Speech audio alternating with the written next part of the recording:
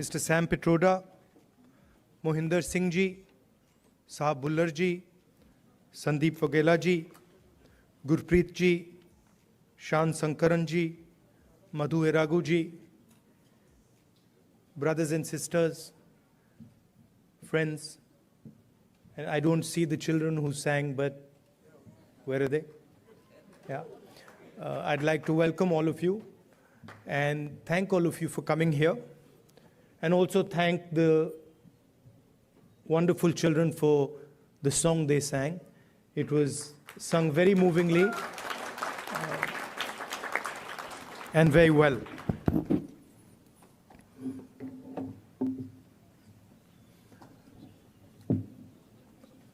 Some months ago, we started a walk from Kanyakumari to Kashmir.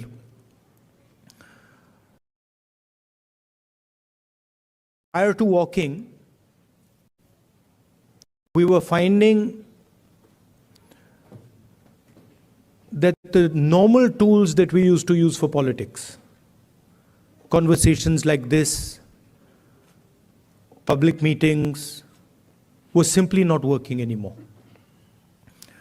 All the instruments that we needed to do politics in India, they were controlled by the BJP and the RSS. You know, people are threatened, cases are put on people, agencies are used on people. So we also are finding that in some way it had become quite difficult to act politically. And that's why we decided to walk from the southernmost tip of India to Srinagar. And when we started, I thought, okay, देखेंगे क्या होता है.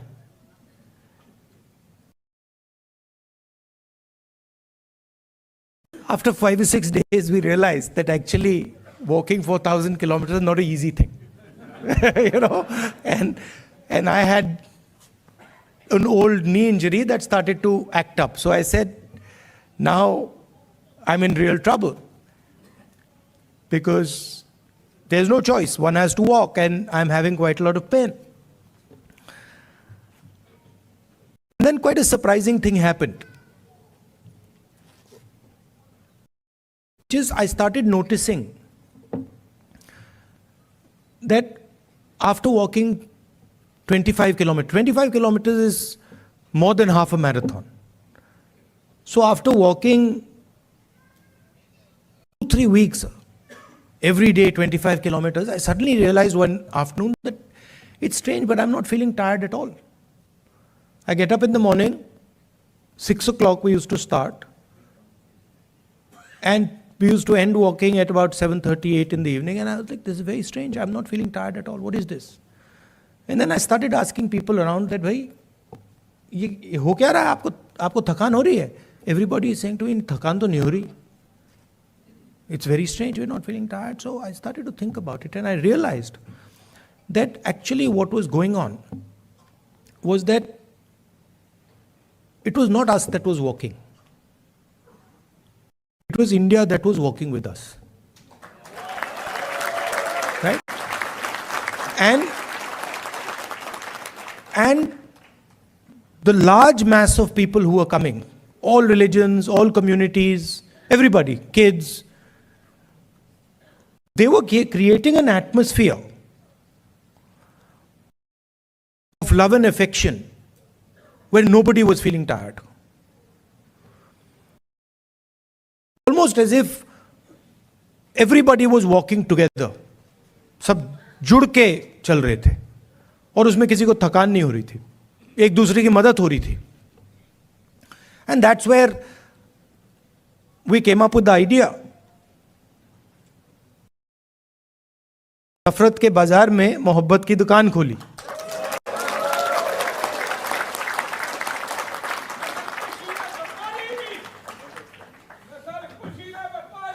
Welcome, welcome.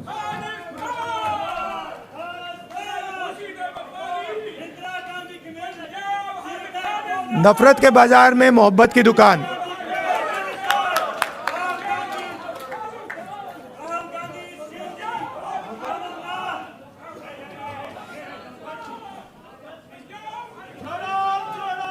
Bharat जोड़ो.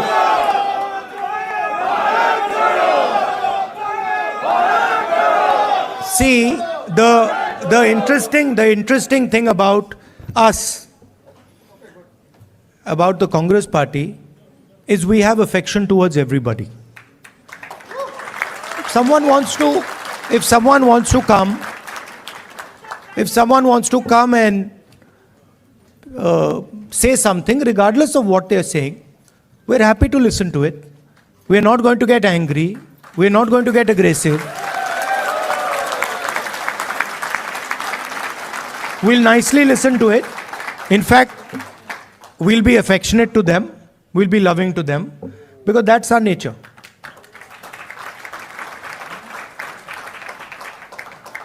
So we found that when everybody started working together,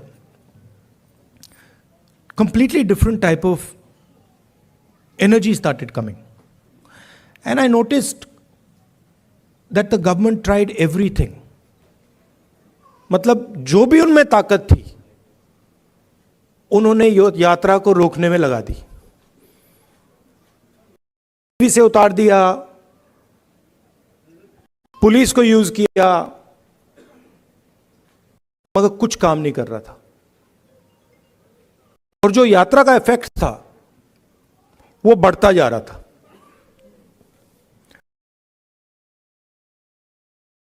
क्यों हुआ? क्योंकि आप सबने हमारी मदद की. सिर्फ not only in India, Bharat Jodo is an idea that is in all your hearts. And it is about respecting each other and being affectionate to each other. It is about not being violent towards each other, not being arrogant. I can see my Sikh brothers here. Your Guru Nanak ji, his entire life was about this only. That be humble, right? Be humble, be affectionate. And we walk nothing compared to Guru Nanak ji. I read somewhere that Guru Nanak ji had gone all the way to Mecca, Saudi Arabia. He had gone to Thailand.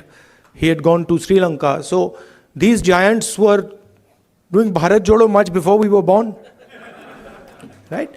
And I can say the same. I can say the same for my friends from Karnataka, Basavana ji, my friends from Kerala, Narayana Guru ji. Yeah, so every state in India has had these giants. Adi Shankaracharya, everywhere. I mean, and every single one of them said, listen to each other, be respectful, not just of your own religion, not just of your own language, not just of your own culture. Be respectful for all cultures, all religions, all languages, because they are in fact the same.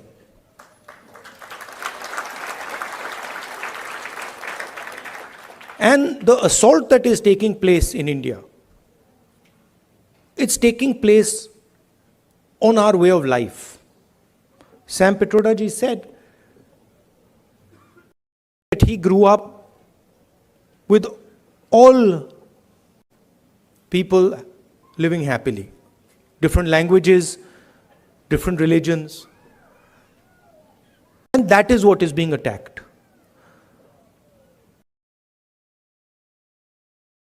Also, the tradition in India, and again something leaders like Guru Nanak ji, Basavana ji, Gandhi ji emphasized, was not to be under the impression that you know everything. That the world is too big, too complicated for any one person to think that he understands everything and he knows everything. And so really that is the disease that Sam sort of outlined. That is the disease, that we have a group of people in India who are absolutely convinced that they know everything. In fact, I think they think maybe they know even more than God. They could sit down with God and have a conversation and explain to him, about what is going on. And of course, our Prime Minister is one such specimen.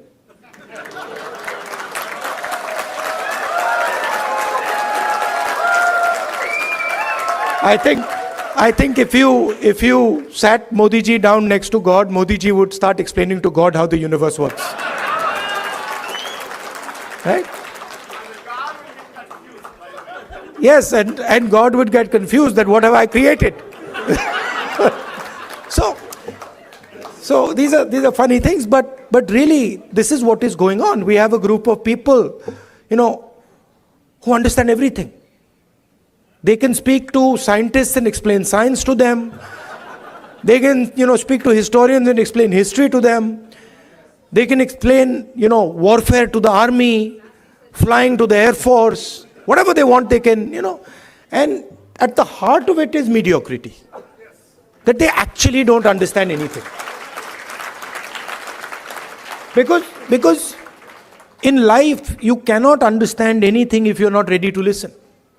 There's something, the biggest lesson I learned from Bharat Jodo Yatra, that there is something to learn from everybody.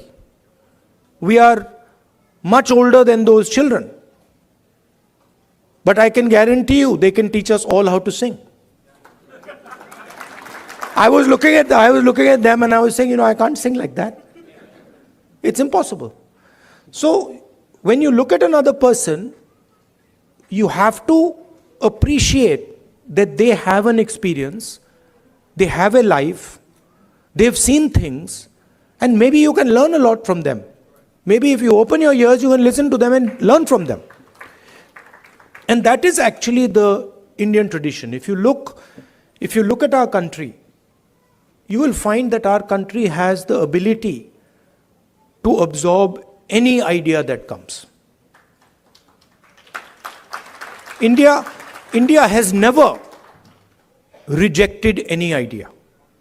Everybody who has come to India has been received with open arms, and their ideas have been absorbed in India. And that is the India that we like. India that respects the rest of the world, India that is humble, India that listens, India that is affectionate. And that is the India that you represent. You would not be here if you did not agree with these values. You would, if you believed in anger, hatred, arrogance, you'd be sitting in a BJP meeting. Right? And I would be doing Man Ki Baat.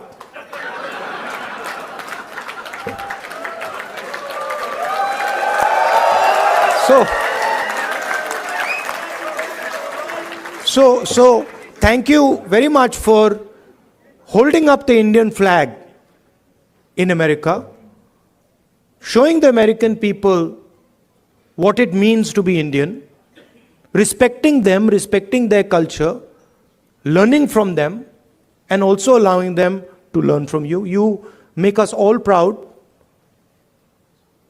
When we think of our country, you're all our ambassadors. When America says Indian people are extremely intelligent, Indian people are masters of IT, Indian people are respectful, all these ideas that have come, they've come because of you and because of your actions and your behaviors.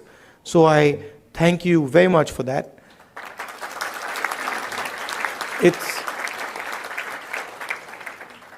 I came here this morning, Sam organized the flight, I arrived 16 hours, after 16 hours flying, 6:30 in the morning.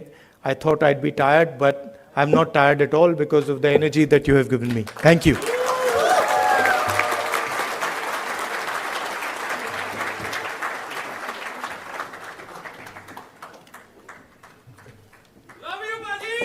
Love you, love you. Now they've asked me to answer your questions. Yes. See that few questions. That also would not happen in a BJP meeting. Yes. No questions there. Okay. Only answers. Thank you. Yeah. Thanks, everyone. Could you please sit down? Thank you. Thank you. So we have many organizations which support. 4 or 5 questions. Yes, sir. Okay, quick. Yes. Or opinions. It doesn't, whatever. Yes. Yeah, but So when we you have. ask people questions, they automatically assume opinion is included. Yes. So we have women who played major contribution for this program to be successful. We have women empowerment organization which helped us to make this event successful. So they have a question specific to women, and I would request Ms. Jhansi Reddy garu to ask that question. Mic. Just give me the other mic. Welcome, Rahul ji, for California. And as a Women Empowerment Telugu Association, my name is Jhansi Reddy. So I would like to ask you 2 questions regarding this women bill that has been, in the court for almost more than half a century. So when the Congress comes in power, Which women's bill? the women's reservation rights. So that bill has been there for more than a quarter century. So as a Congress leader, what is your thoughts on it and how are you going to deal with it? That's my first question. The second question is, in India, it's very hard for a woman for the safety issue. So what are we going to, offer our next generation of the girls in India? Thank you. So on the women's reservation bill, we are committed to that. We wanted to pass it in the last government, but some of our allies were not too happy with it, and they didn't give us the support for that bill. But I'm confident when we come to power, we'll pass that bill. I think part of the answer to your second question lies in the first question. If we empower women, if we involve women in the political system, if we give women space in the governance of the country, if we give women space in the businesses of the country, we will automatically make them safer. So I think involving them in politics, involving them in business, involving them in running the country are the way to give them power. Thank you. Thank you. So we have another Tamil community organization, so who united entire Tamil organizations, and they have expressed their support. So they might differ on the Congress party, but they have come here for the love of Rahul Gandhi today. So I would like to invite Mr. Pugal, if you are here. Yeah. Thank you, Sandeep. Hello, Rahul ji. My name is Pugal Anbu. I'm the president of Indo-American Society for Science, Reason and Free Thought. I also represent Tamils who live in Bay Area. On behalf of our people and on behalf of people who believe in science, reason and free thought, I would like to point out we are honored, humble and most truly proud of your journey about opening up the shops of love on the streets of hate all over the India. Tamils have long tradition of harboring brotherhood mindset throughout their civilization. 3,000 years ago, our forefathers said, Yadum ure, Yavarum kelir, Pirapokkum ella uyirkum. Translation, all human beings are created equal and every town is our town, everybody is our relative. To us, India is like European Union, with each state having its own language, its own tradition, its own festivals, its own cuisine, dress code, way of living, etc., etc. They are all different, yet we live under one country called India.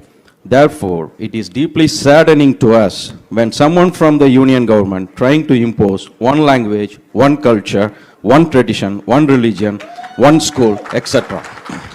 Recognizing this diversity to make India a robust country, our beloved leader, the Dravidian icon, former Chief Minister Dr. C.N. Annadurai proclaimed, both in Parliament and in public forums, for Manilathil Suyachi Mathiyil Kootachi, which means autonomous rule at the state level and federal rule at the union level.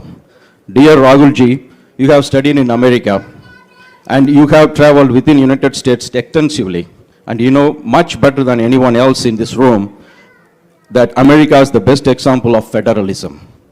Each state has its own constitution, its own Supreme Court apart from federal laws. Whereas in India, Congress party did have its own share of problems in the past. But the times have changed. The new thinking has emerged, and you are the epitome of the new thinking. You are the beacon of hope and the streets of hate in India. Therefore, my question to you is that, like United States of America, what's your thought on making India as a true United States of India? Thank you, Ji. If you read our constitution, the definition of India in the constitution is a union of states.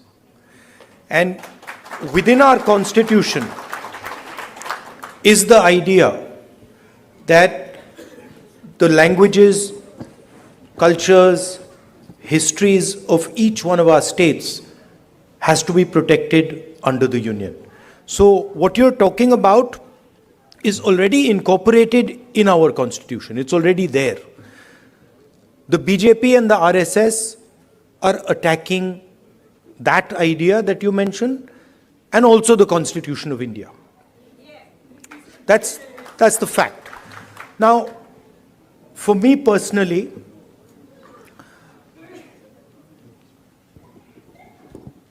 I understand that the Tamil language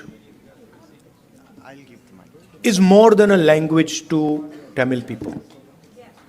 Right? It is not just a language. It is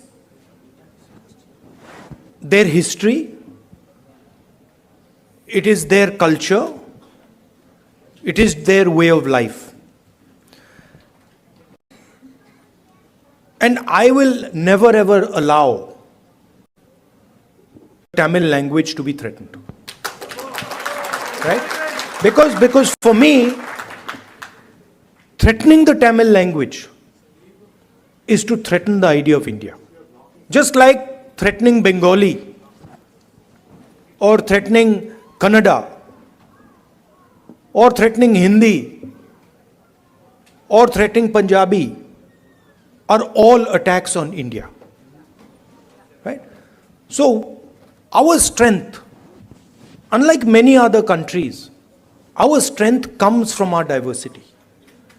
Our strength comes from accepting that we are all different, but we can work together. And that is an idea that I'm sure you and the Congress party are protecting. Thank you.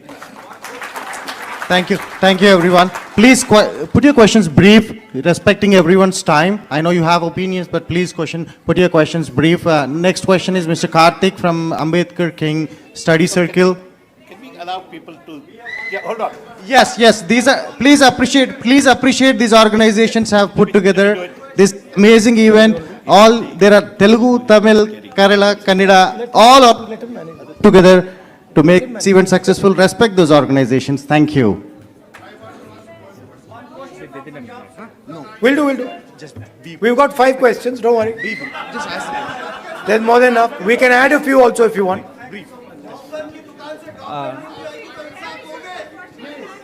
Hello Rahul ji, I am Ganapati from the Ambedkar King Study Circle. First of all, welcome to San Francisco Bay Area. We wholeheartedly thank you for taking up the fight against the fascism. So this rise of fascism is not a mere coincidence. So we believe in the social and the economic equality in the society, and the inequality actually creates a conducive environment for fascism to emerge. So my question is what is the plan of the Indian National Congress to approve the economic and the social inequality which creates this condition for fascism in the Indian subcontinent and also at the global level? One of the things that we are suggesting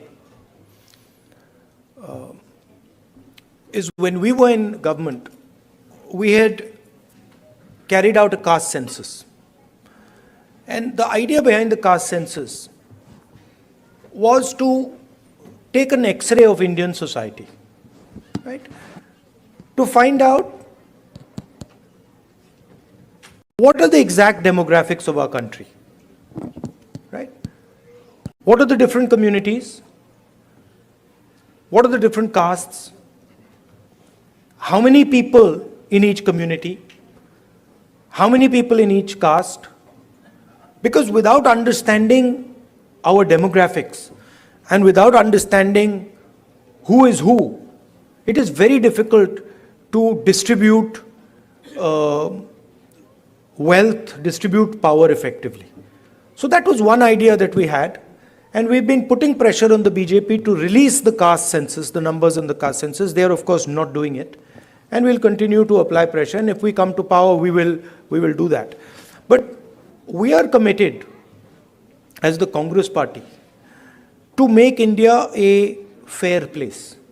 And we understand deeply that India today, in terms of its treatment of Dalits, tribals, poor people, minorities, is not a fair place, right?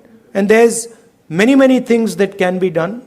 There is the Nyay scheme that we had, which is aimed at providing a minimum income to all Indians.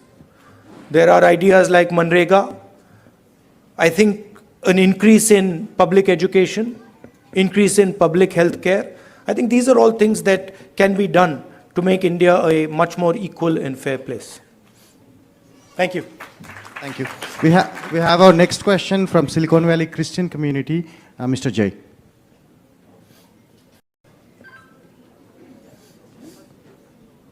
Rahulji,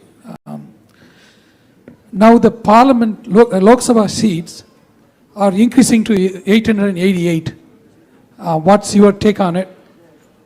There's a proposal that Modi ji is actually working on. It is going to entirely be based on population. It is going to tilt, the orientation towards the highly populous states, getting more and more lion's share of the revenues and everything. So how is it going to change everything? Minorities are going to get even more depressed. Majorities are going to be, making everybody vulnerable. So what's your take on it? I'd have to look at exactly how they're thinking about doing it. But I think one has to be very careful when one changes the representative structure of a country. So I'd be quite interested in understanding exactly how they've come up with the number 800 and what are the criteria that they're using. These things should not be done flippantly. India is a conversation. India is a negotiation between its languages, between its people, between its histories and cultures, and that negotiation has to be fair. Meaning, all parts of India, all the states of India should feel that there is fairness in the process of negotiation. If I see exactly how they're coming up with 800 and what is the design, then I would be able to answer whether I agree with the number 800, but I haven't seen the way they're calculating it. He's kind of distracting everybody with that new parliament, building opening, and giving the center. Yeah. He's distracting everybody.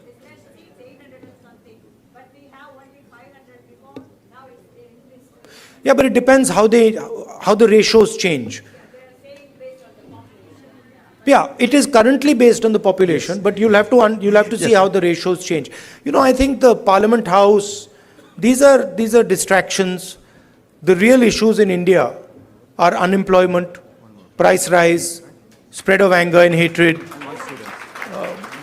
a crumbling education system, price of education, price of healthcare. These are the real issues. BJP can't really discuss them, so then they have to do the whole scepter thing, lying down and doing all that. So. Aren't you happy I'm not lying down? Thank you, thank you. One more question from Bay Area.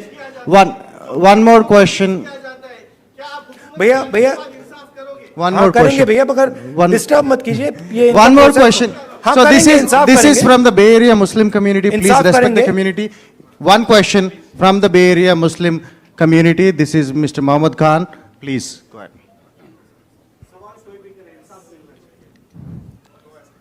मिलेगा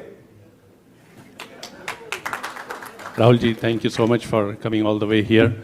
आपने जो ये नफ़रत के बाज़ार में मोहब्बत की दुकान खोली है, उसका बहुत बहुत शुक्रिया. I think this is something which we were starving for as Muslims from the Bay Area. We all want to thank you for your time and for your efforts in coming all the way here. As you know that, Muslims have the security threat today. It was never before. The way we see today, like whenever we call and talk to anybody, it's like, kya ho raha hai yahan pe? What's going on? There are so many different laws which are getting implemented, which were not even implemented earlier. If it is just of the security, it's okay. But then if it goes on and on, like lynching, aap le lijiye. Musliman bachon ko jo hai, they are putting in the jails for the crimes which they have not committed. What strategy will you adopt, or what hope are you giving to Indian Muslims, which is going to change the whole thing back to the point where we were and get back to the normal stream to develop India? The best way for me to explain that is the line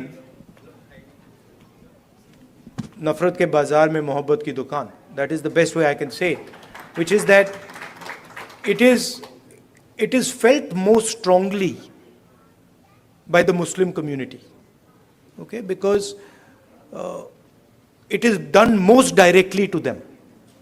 But in fact, it is being done to all minorities. I can guarantee you that the same way you are feeling attacked, I can guarantee you my Sikh brothers are feeling the same thing. I can guarantee you my Christian brothers are feeling the same, sisters are feeling the same thing, right? I can guarantee you the Dalit community is feeling the same thing. Tribal community is feeling the same thing, right?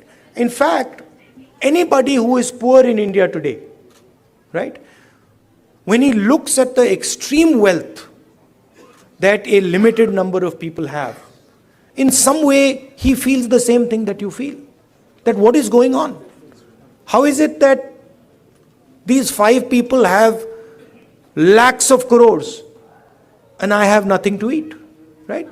So you feel it most because it is directed at you most aggressively. But it is a phenomena that is taking place against everybody in India, right? And you cannot cut hatred with hatred. It's impossible, right? You know that. You can only cut hatred with love and affection. And I was surprised at how easy it was to erase hatred in India. I was shocked. I didn't imagine that भाई इधर से उधर चलने से इतना असर पड़ेगा. I didn't imagine it. Right? Indian people, as you yourself have said, they don't believe in this stuff. They don't believe in hating each other. They don't believe in killing each other. This is a small group of people who have got control of the system, who've got control of the media, and who are fully supported by, big money. Right? But this is not the large mass of Indian people. I can guarantee you, I walked from Kanyakumari to Kashmir. I can guarantee you there are more people who believe in love and affection than hatred. Millions and millions more. So don't be pessimistic. Also, I'd like to point out another thing. This happens periodically in India. What is happening, for example, to the Muslim community in India today happened to the Dalit community in the 80s. If you went to UP in the 80s, the Dalit community, what is happening with the Muslims was happening with the Dalits there. So periodically this type of stuff happens and we have to challenge it, we have to fight it, and we have to fight it with affection, not fight it with hatred. We will do that. Thank you, Rahulji. And one last question from the most important community of entire world, that is students. So we have one interesting student from UC Berkeley who wants to, literally begging me to ask one last question. She promised that she would conclude it. Wait. One more question. Welcome, Rahul sir, and thank you so much for your win in Karnataka. You've made a lot of people very, very happy. We've literally cried tears of joy, so thank you. So my question for you would be, we have a lot of students who helped out here today. We really feel passionately for your cause, and which is our cause now. But what would you say to us? We want to go back to India. We want to represent our country, but we see how the athletes, the youth, the wrestlers in recent times are being treated. It's very undignified. We feel very discouraged. So what would you say to us to kind of bring the sense of wanting to go back out there for our country? Yeah, please realize that there's a huge distortion. India is not what the media shows. The media likes to show, a particular narrative. It likes to promote a particular narrative. That is actually not what is going on in India. Right? It was very clear to me in the Yatra. It's in the media's interest to project these things. It helps the BJP. Right? So don't think that everything you see in the media is the truth. And as a young person, your country needs you, right? And your skills and your energy will be very useful to your country. So if you feel like going back, do go back and help out.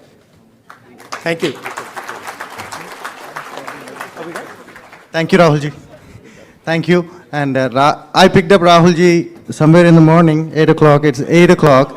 So please, 1 minute. So let me conclude it, right? He's a normal human being like us. He's not superhuman. He's a normal human being. Please, 1 minute. Let me thank the organization. So last question, I like the question, which is, what do I suggest that you do? Right? You are all ambassadors of a particular vision of our country. You believe in humility, you believe in respect, you believe in being affectionate to each other. So do not answer anger and hatred with love and affection. Show them that you're not like them. You should support the ideas that will defeat the BJP. Thank you very much.